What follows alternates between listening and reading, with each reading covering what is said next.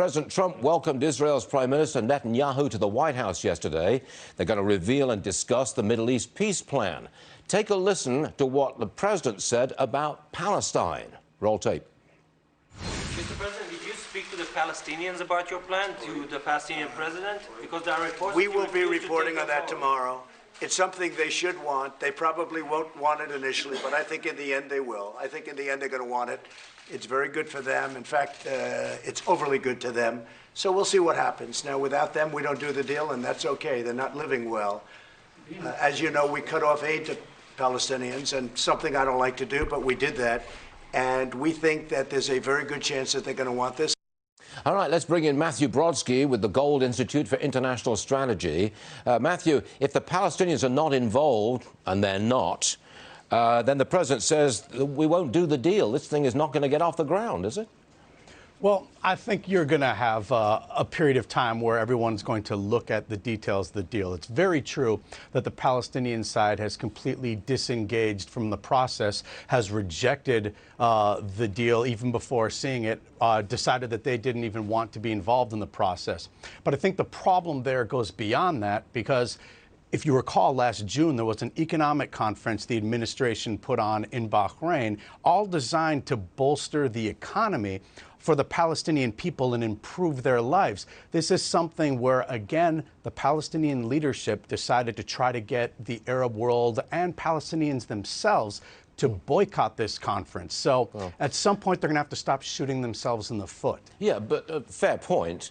But if they're not going to be there and they're not involved in this, doesn't that leave the world, the view open for Israel to just continue to do what it's doing and win, doesn't it?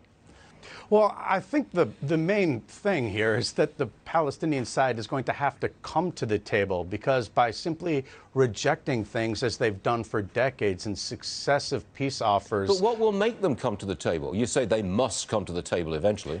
Really?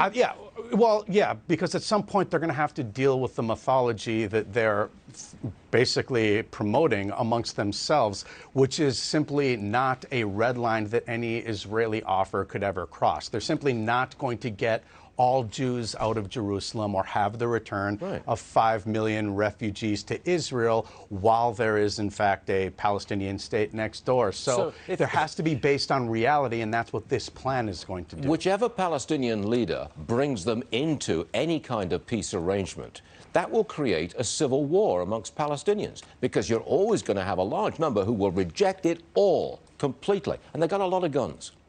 Right. Well, and clearly that's already the case, because Hamas is a terrorist organization that runs Gaza and is pledged to Israel's destruction through military means. But I think the fact is, what the administration has done with its approach is to reach out to the Palestinian street, to go over the Palestinian Authority, to try to help the people, because that's where it matters most. Is, of course, the Palestinian Authority believes the status quo is in its favor. The Palestinian people, I believe, feel quite differently, and that's why reaching out to them to put pressure from below up top is going to make a difference, hopefully. Yes, hopefully indeed. Wouldn't that be a wonderful thing? So, thanks for joining us on the program today. Pleasure. A timely appearance, and we appreciate it, sir. Thank you very much.